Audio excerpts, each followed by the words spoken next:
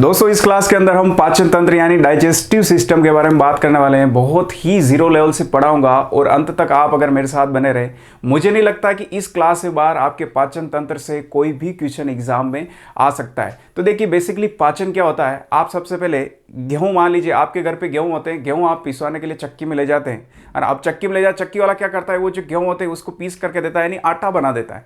तो आटा यानी कि जो आप ले गए थे वो जटिल पदार्थ ले गए थे, उस जटिल पदार्थ को क्या बना दिया उसने, आटा, पीस करके आटा।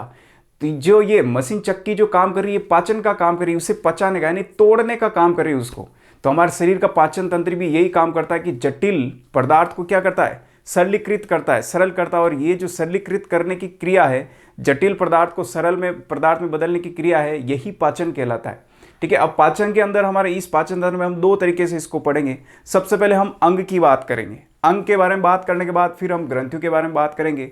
अब अंग के बारे में कैसे बात करेंगे, यानी कि जो अंग, यानी कि भोजन आप मुख से ले रहे हैं, मुख से लेकर के आपके गुदा मल द्वार तक जाने का पूरे जो अंग काम आते हैं वो अंग यहाँ आएंगे। और इसमें यानी कि भोजन जाने के अंदर साथ ही साथ कौन से एंजाइम जो मिश्रित होते हैं वो आपके इस वाले भाग में आएंगे। आप बोलेंगे सर एंजाइम क्या होते हैं, आप बेसिकली मुझे बताइए। आप मान लो एक टमाटर की सब्जी बना रहे हैं, अब मुझे बताओ क्या सिर्फ टमाटर ही डालने से काम चल जाएगा?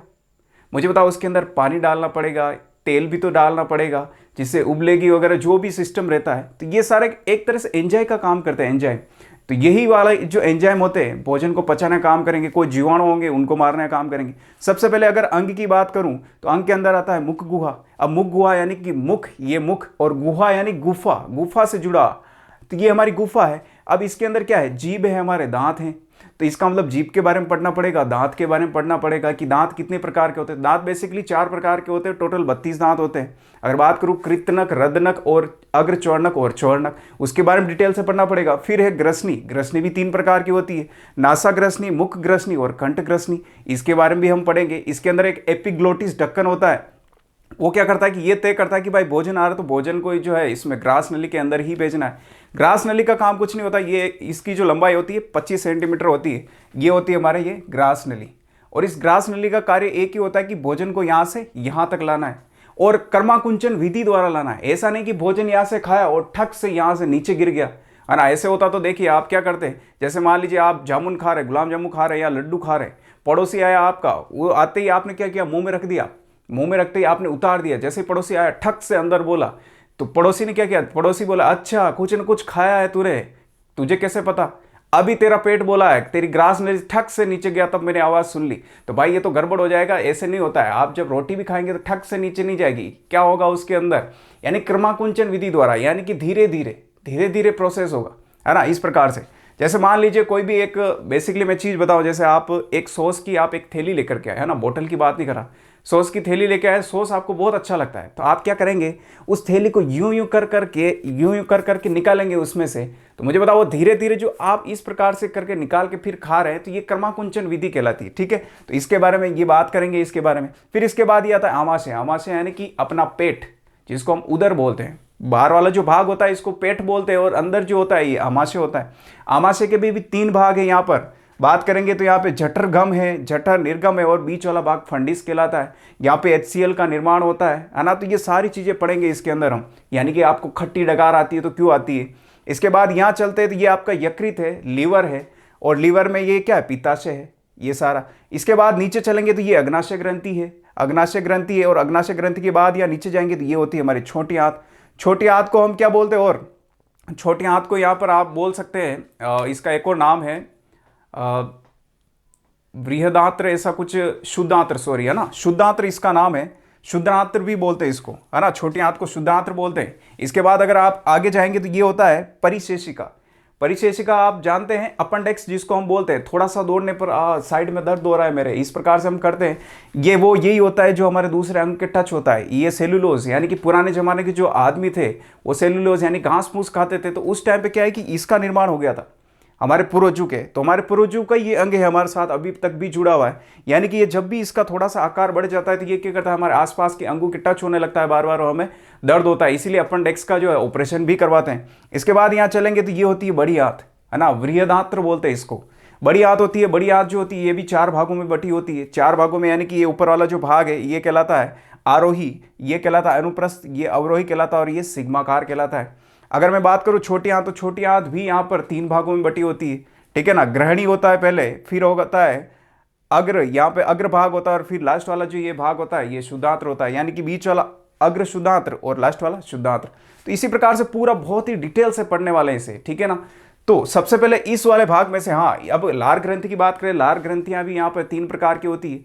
हमारे कान से जस्ट पूर्व यहाँ पर एक ग्रंथियां होती है जो लार, यानी कि जो लार क्या करती है, हमारे बेसिकली भोजन को लसदार बनाती है। यानी कि अगर आप खुद सोचिए, अगर आपने एक रोटी का टुकड़ा खाया, अब रोटी का टुकड़ा आपने खाया, उसके अंदर लार ही नहीं मिली तो क्या सोचे आप अंदर जा पाएगा क्या? कैसे जा पाएगा? इतना कठोर टुकड़ा नहीं जा पाएगा। तो इसका मतलब भी क्या करता है, लार जो होती है हमें भोजन को कर्माकुंचन यानी कि भोजन को मल द्वार तक पहुंचाने में क्या करती है, हमें सुविधा प्रदान करती है।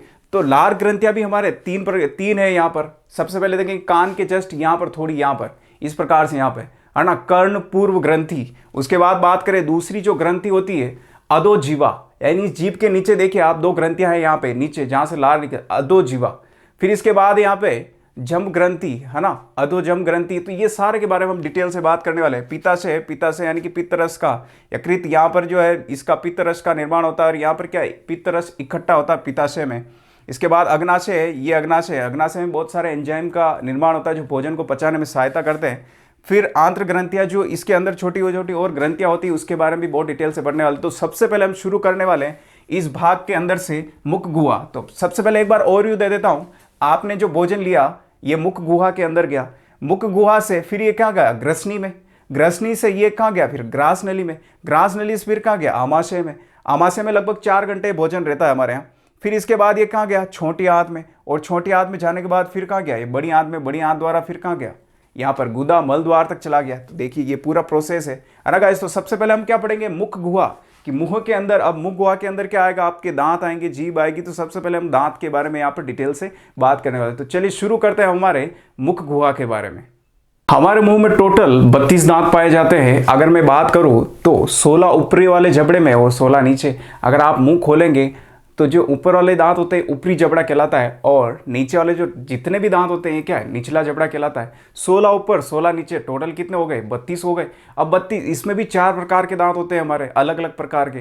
किसी का काम काटना है भोजन को, किसी का काम चीरना फाड़ना है, और किसी का काम जो भोजन को है पीसना है या चबाना है, ठीक है ना। तो इस प्रकार से अगर हम देखेंगे तो टोटल 4 प्रकार के दांत होते हैं, कृतनक और रदनक, अग्रचर्णक और चवर्णक। अब इसके बारे में भी बात करेंगे, कहाँ पर कितने दांत पाए जाते हैं, कौन से जबड़े के अंदर कौन कौन से दूध के दांत होते हैं, कौन सी अक्ल दाढ़ होती है, सारे बारे में हम बात करने वाले इसके बारे में।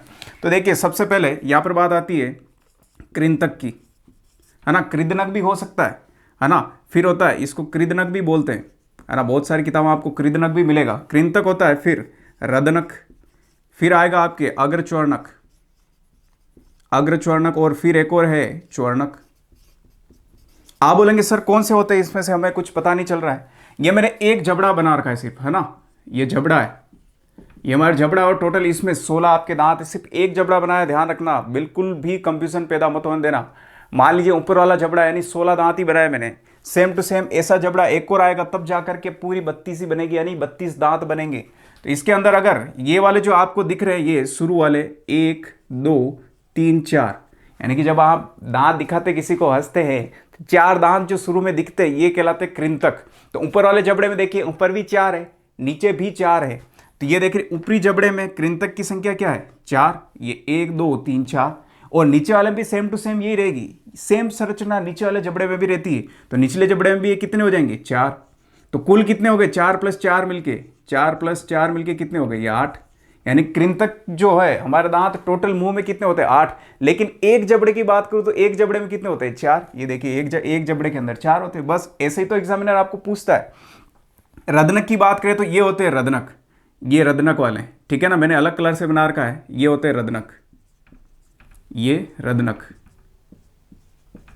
चीरना फाड़ना जो काम होता है इन रदनक का होता है ना। जब भी आप देखते हैं कोई भी चीज को चीरना फाड़ना हो, सुई का जो धागा होता है, आप देखते हैं आप उससे क्या करते हैं, इस प्रकार से जो है उस सुई के धागे को तोड़ते हैं। क्या इस प्रकार से तोड़ते हैं क्या, ऐसे नहीं। कोई भी ऐसी चीज जो आपसे नहीं खुलती है, ढक्कन हो कुछ भी, आप क्या करते हैं, ऐसे करते हैं। यानी कि ये तीखे वाले भाग का आप प्रयोग करते हैं। ठीक है ना। तो ये होता है चीरने फाड़ने का जो कार्य करते हैं वो रदनक करते हैं। अब रदनक की ऊपर वाले जबड़े में देखें तो कितनी संख्या है, एक और दो, दो संख्या है। तो दो की दो सेम टू सेम क्या है, निचले जबड़े में भी दो रहेगी, दो। तो टोटल कितने हो गए, दो और दो, दो प्लस दो कितने हो गए, चार।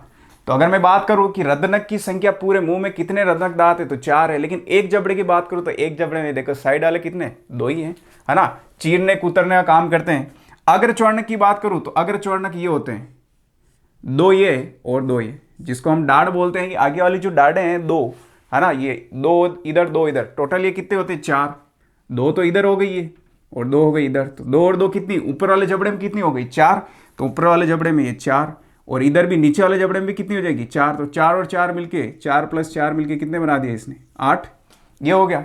अब ये होती है पीछे, ये बिल्कुल भोजन को चबाने का कार्य करेगी ये, है ना। भोजन को जो है पूरा रोंदना, रोंदने का मतलब है पूरा मिक्स करने का कार्य जो करते हैं ये अग्र चौर्णक करते हैं। और बिल्कुल चबाने का, पीसने का कार्य, बिल्कुल चबाना, वो पीसने का कार्य कौन करते हैं, चबाने का। यहाँ पर आपके चौर्णक जो है दाढ़, ये दांत ये करते हैं। इसमें देखेंगे तीन इधर है, तीन इधर, तो टोटल कितने हो गए, तीन इधर है, यहाँ पर तीन इधर है, तो तीन और तीन छः हो गए। छः ऊपर वाले जबड़े में, तो छः क्या है, नीचे वाले जबड़े में, तो छः हो गए आपके ऊपर वाले जबड़े में और छः हो गए निचले वाले जबड़े में। छः प्लस छः कितने हो गए, टोटल 12। आप इसे गिन लीजिए। यहाँ पर अगर कुल की मैं बात करूँ तो आठ तो क्या हो गए आपके, अगर आप गिनोगे आठ तो हो गए आपके कृंतक, देखो कृंतक हो गए, तो आठ लिख दिया मैंने, ये आठ। प्लस आप देखेंगे रदनक, रदनक की बात करें तो चार हो गए। फिर इसके बाद देखेंगे आप अग्र चौर्णक, अग्र चौर्णक कितने हो गए, आठ, ये आठ। इसी प्रकार से देखेंगे चौर्णक, तो चौर्णक कितने हो गए, 12, 12। आप इसे टोटल कीजिए आप, 8 दूनी 16 और 16 और 12 कितने, 28, 28 और 4 32, ये हो गए आपके 32 दांत।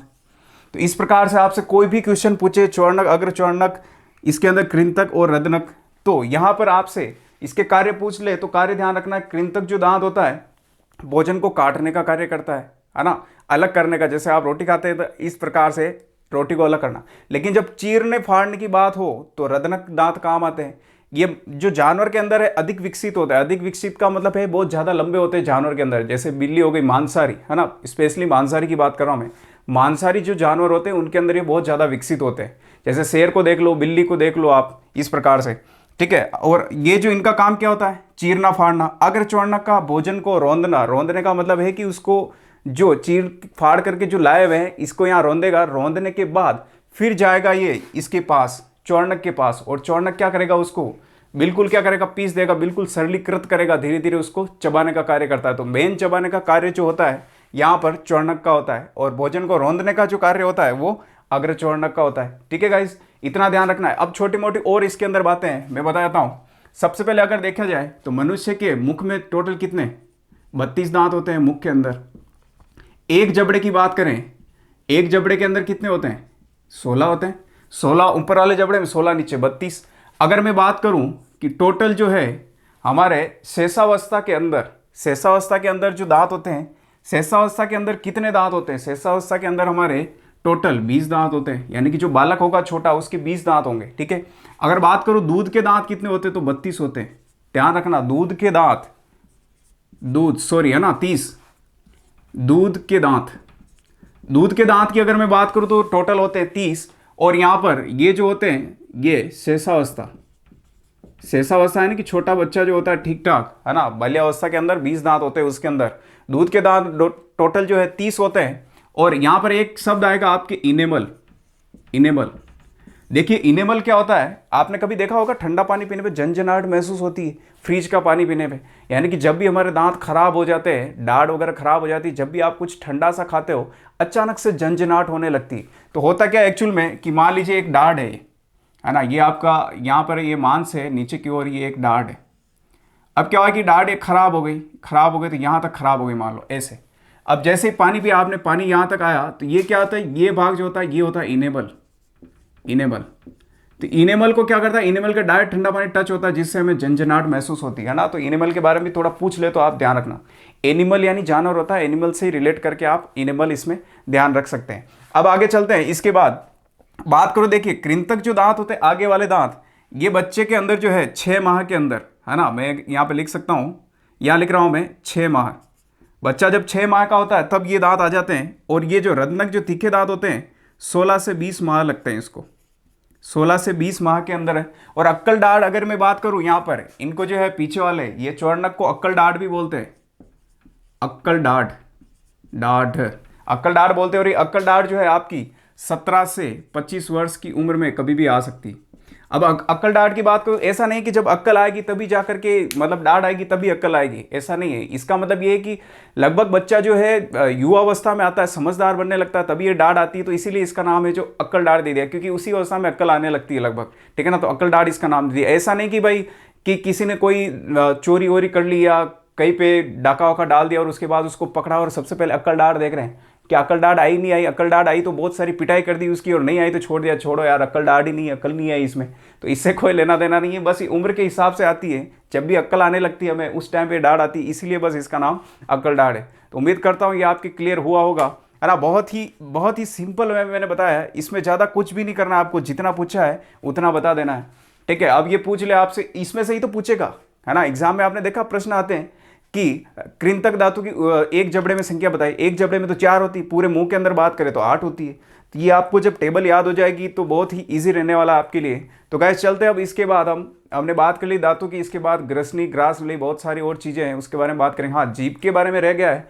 जीभ के बारे में जो है ये अलग अलग स्वाद कलिकाएं होती है, इसका पार्ट अलग है, उसके अंदर हम कवर करेंगे, है ना। इसमें ज़्यादा इसका कोई मेन रोल नहीं है। तो अब चलेंगे इसके बाद ग्रसनी, नासा ग्रसनी की ओर। देखिए ग्रसनी जो है टोटल 3 प्रकार की होती है, नासा ग्रसनी, मुख ग्रसनी और कंठ ग्रसनी। अगर इसमें देखेंगे डायग्राम के अंदर तो ये दिख रहा है आपको, ये होती है नासा ग्रसनी, और ये मुख के अंदर ये वाली होती है मुख ग्रसनी, और ये होता है कंठ, ये होती है आपकी कंठ ग्रसनी। तो ये सारा मिलकर के ये ग्रसनी का निर्माण करते हैं। अब इस ग्रसनी के अंदर मैंने क्यों लिखा है, इसमें एक चीज इंपॉर्टेंट है, यहां पर आपके एक एपिग्लोटिस, एपिग्लोटिस, ये एपिग्लोटिस एक ढक्कन होता है। ये ढक्कन क्या करता है, ये निश्चित करता है, एपिग्लोटिस ढक्कन ये निश्चित करता है कि भोजन आ रहा है तो उसको सिर्फ भोजन नली के अंदर जाने दिया जाए। ऐसा नहीं कि भोजन गया और नाक से निकल गया है, नाक से निकल गया, नाक से ऐसे लेकर के फिर ठूस रहे हो, फिर अंदर जा रहा है ना, ऐसे नहीं है। या ऐसे होता तो फिर तो नाक से ही ठूस लेते आप, तो अंदर चला जाता हर कहीं। तो एपिग्लोटिस ढक्कन क्या करता है, तय करता है कि अगर आप पानी पी रहे हो तो पानी कौन सी नली के अंदर जाएगा, और आप अगर भोजन कर रहे हो तो कौन सी नली के अंदर। जैसे ही आप भोजन लेते हो, ये देखिए कंठ ऊपर आता है, जैसे आपने ऐसे किया तो ये कंठ ऊपर आया, तो ये ऊपर आने पे क्या एपिग्लोटिस ढक्कन क्या करता है, श्वास नली को क्या करता है, उसकी तरफ चला जाता है, यानी उसको ढक देता है। जब श्वास नली को ढक देगा तो भोजन कहाँ चला जाएगा हमारा, इसके अंदर, ग्रास नली इसके अंदर चला जाएगा, और इससे होते हुए कहाँ जाएगा, आमाशय के अंदर, ठीक है। तो ये एपिग्लोटिस ढक्कन, इसके बारे में थोड़ा ध्यान रखना, ठीक है। आगे चलते हैं ग्रास नली। देखिए ग्रास नली जो है इसकी टोटल अगर मैं लंबाई की बात करूं तो लंबाई इसकी होती है 25 सेंटीमीटर होती है, 25 सेंटीमीटर टोटल इसकी लंबाई होती है। ये होती है हमारी ग्रास नली, यहाँ से लेकर के ये मान लीजिए यहाँ तक, आमाशय तक। यानी कि अगर मैं बात करूं तो ये कहाँ से, ग्रसनी और आमाशय के बीच, ग्रसनी और आमाशय के बीच में ही तो है। आप खुद देखिए, ग्रसनी हमने ये मानी थी, अभी देख लिया हमने ग्रसनी के 3 भाग, और ये हो गया हमारा आमाशय, तो इनके बीच में। तो ये क्या करती है, इसकी लंबाई 25 सेंटीमीटर है। ये भोजन को ग्रसनी से आमाशय तक पहुंचाने का कार्य करती है, इसमें और कुछ नहीं होता है। और एक विधि मैंने बताई थी, क्रमाकुंचन विधि द्वारा, क्रमाकुंचन विधि द्वारा बहुत अच्छे से मैंने आपको समझा दिया था कि डायरेक्ट भोजन ऐसा नहीं कि मुख से लेने पर ठक ऐसे गिरेगा अंदर की ओर नीचे, है ना। क्रमाकुंचन विधि यानी कि धीरे धीरे आएगा, ठीक है। शुरू में ही समझा दिया था मैंने स्टार्टिंग के अंदर, तो थोड़ा इसके बारे में ये ध्यान रखना है। अब इसके बाद हम पढ़ेंगे इसके बाद आमाशय। आमाशय को भी 3 भागों में बांटा गया है, कौन कौन सा भाग क्या कार्य करता है इसके बारे में बहुत अच्छे से हम पढ़ने वाले हैं। आमाशय बेसिकली हमारा पेट है, पेट के बारे में। अब पेट को भी यहाँ पर आमाशय को 3 भागों में बांटा गया है, इस भाग को यहाँ और इस प्रकार से। ये भाग जो होता है ये कहलाता है जठरगम, और ये भाग कहलाता है लास्ट वाला जठर निर्गम, और बीच वाला भाग कहलाता है फंडिस, फंडिस ये बीच वाला भाग ये कहलाता है आपका फंडिस। अब जठरगम के अंदर क्या होता है, HCl का यहाँ पर निर्माण होता है। ये HCl क्या है, ये HCl एक अम्लीय होता है। अम्लीय का मतलब होता है खट्टा। आपने देखा होगा जब आप ज़्यादा खाना खा लेते हैं, शादी ब्याह में ज़्यादा खाना खा लेते हैं तो एक खट्टी सी डकार आती है आपको, आपके नाक कान मुंह बिल्कुल हालत ख़राब हो जाती है। वो खट्टी सी डकार जो होती है वो HCl की अधिक मात्रा होती है, क्योंकि आपने ज़्यादा खाना खाया तो HCl भी स्रावित बहुत ज़्यादा कर रहा है हमारा यहाँ पे आमाशय, तो फिर आपको क्या खट्टी डकार के रूप में बाहर मिलता है और आपकी हालत ख़राब हो जाती है। अब इसको कम करने के लिए, है ना, इस वाले HCl की मात्रा को कम करने के लिए कंपनी आपको क्या, वो आपने देखा होगा शायद, एक इनो का ऐड देखा है, करे काम 6 सेकंड में पूरा, आपने देखा अब 6 सेकंड के अंदर काम कैसे करता है मैं बताता हूँ। उसके अंदर हमें पता है HCl जो होता है ये होता है अम्लीय, अम्लीय होता है, और अम्लीय के अंदर अगर आप क्षार मिला देते तो उदासीन हो जाता है, यानी कि वो खट्टापन अब गायब हो जाता है। अब क्षार मिलाएंगे, क्षार मिलाने के लिए आपको इनो पीना पड़ेगा। इनो क्या होता है? क्षारीय होता है, क्षारीय। इनो जो है क्षारीय होता है, ठीक है। अब ये इनो क्षारीय होता है और इस इनो के अंदर क्या होता है? मिल्क ऑफ मैग्नीशिया, MgOH का होल ट्वाइस, इसे बोलते हैं मिल्क ऑफ मैग्नीशिया, मैग्नीशिया है ना गाइस। ये आपके एग्जाम में आ सकता है, मिल्क ऑफ मैग्नीशिया का रासायनिक सूत्र तो MgOH का होल ट्वाइस, ये आपको थोड़ा सा ध्यान रखना है। अब ये क्या करेगा? ये क्षार इस अम्ल के साथ मिलेगा और आपके 6 सेकंड के अंदर काम पूरा कर देगा, है ना। आप अगर पढ़ेंगे NCERT को पूरा तो उसके अंदर तीव्र अभिक्रिया, मंद अभिक्रिया, तीव्र अभिक्रिया का मतलब है कि 1 सेकंड के 100वें भाग के अंदर भी वो कार्य करना शुरू कर देती है। तो इसका मतलब ये 6 सेकंड के अंदर कार्य करी, यानी जैसे ही आप पियोगे ये HCl पर अटैक कर देगी, है ना। HCl का मतलब यहां पर है हाइड्रोक्लोरिक अम्ल, है ना। HCl का मतलब है हाइड्रोक्लोरिक अम्ल। अब ये अम्ल के ऊपर अटैक कर देगी, जैसे ही उदासीन कर देगी और आपको जो है बिल्कुल आपको संतुष्टि मिल जाएगी, यानी 6 सेकंड के अंदर वो काम करना शुरू कर देती है, यानी एक तीव्र अभिक्रिया का ये उदाहरण है। तो आपको थोड़ा सा ये ध्यान रखना है। तो ये एक HCl में होता है। HCl क्या करता है? बेसिकली हमारे यहाँ जीवाणु को नष्ट करने का कार्य करता है। जो HCl है ये जीवाणु को नष्ट करने का कार्य करता है। देखिए थोड़े बहुत जो जीवाणु हमारे यहाँ पे जो लार मिलती है शुरू में, उस लार के अंदर ही नष्ट हो जाते हैं, लेकिन फिर भी जो बच जाते हैं कुछ घातक जो और भी होते हैं, थोड़े मजबूत होते हैं अपने आप में, यानी कि उनकी जो प्रतिरोधक क्षमता बहुत ज़्यादा होती है, वो क्या करते हैं? यहाँ आमाशय तक पहुँच जाते हैं। आमाशय में HCl क्या करता है? इतना खट्टा एसिड होता है ना, तो ये क्या करता है? उन्हें मारने का कार्य करता है, ठीक है। तो यहाँ तक तो आपने देख लिया ये MgOH होल ट्वाइस, ये थोड़ा सा ध्यान रखना। अब चलते हैं हम आगे, थोड़ा इसके बारे में और बात करते हैं यहाँ पर, है ना। तो ये MgOH और ये आप थोड़ा ध्यान रखना है। अब इसके बारे में हम बात करते हैं फंडिस। फंडिस के अंदर एक यहाँ पर एक होती है रुंजी, एक रुंजी बोल सकते हैं, है ना। नाम आए कहीं तो एग्जाम में तो आप देख लेना। ये क्या होता है कि इस पेट के अंदर ऐसे एक कांटेनुमा एक संरचना होती है। ये संरचना आपने देखा हो, जब भी आप ठीक समय पे आपको सही समय पे भोजन नहीं मिलता है तो पेट में थोड़ी चुभन सी होने लगती है, यानी कि ये एक्टिव हो जाते हैं। जब भी इसके पास भोजन नहीं होती है क्या करते हैं? एक्टिव हो जाते हैं, और एक्टिव हो जाते हैं तो ये क्या है? फिर आपको चुभने लगते हैं, ठीक है। तो ये इसमें यहाँ पर रुसी होती है, ये रुंजी होती है। अब आते हैं हम यहाँ पर जठर निर्गम, यानी इस तीसरे वाले भाग पर। जठर निर्गम के अंदर 2 तरह के एंजाइम होते हैं। जठर रस आपने नाम सुना होगा, जठर रस। अब जठर रस भी 2 प्रकार के एंजाइमों से मिलकर के बना है, ठीक है। एक तो है पेप्सिन, एक है रेनिन। अब पेप्सिन का कार्य क्या करता है? ये प्रोटीन को किस में बदलता है? पेप्टाइड में, ठीक है ना। पेप्टाइड के अंदर कौन प्रोटीन को ये बदल रहा है? पेप्सिन बदलता है। अब देखिए रेनिन का बहुत मजेदार काम है यहाँ पर। रेनिन क्या करता है? रेनिन जो है आपके केसिन को पैराकेसिन में बदलता है, पैराकेसिन में, यानी कि इसका एक उदाहरण और है, दूध को दही में बदलता है। अब आप देखेंगे छोटे बच्चे के अंदर अक्सर ये वाली चीज आपने देखी होगी, जब भी छोटा बच्चा अपनी माता का जब दूध पीता है तो थोड़ा सा दूध वो वापस कभी कभार उसके मुंह से निकलता है तो एक दही टाइप का निकलता है, ठीक है ना। तो वो दही टाइप का जो होता है वो यही होता है रेनिन एंजाइम जो होता है क्या करता है? उस दूध को दही में बदल देता है। तो आपको थोड़ा सा ध्यान रखना है, जब भी एग्जाम में पूछ ले आपसे कि दूध को दही में बदलने का काम हमारे शरीर में कौन सा एंजाइम करता है, तो रेनिन करता है, ठीक है, रेनिन करता है। या फिर ऐसा पूछ ले कि केसिन को पैराकेसिन बदलने का कार्य कौन करता है, तो वो रेनिन करता है। ये थोड़ा सा आपको ध्यान रखना है, ठीक है गाइस। उम्मीद करता हूँ ये आपको समझ में आएगा। और थोड़ी सी इसके बारे में डिटेल है, अगर आमाशय के बारे में अगर आप पढ़ेंगे तो ये 1 से 3 लीटर तक इसकी धारण क्षमता होती है, धारण क्षमता, ठीक है। 1 से 3 लीटर तक इसकी धारण क्षमता होती है। और अगर मैं इसकी बात करूं तो 4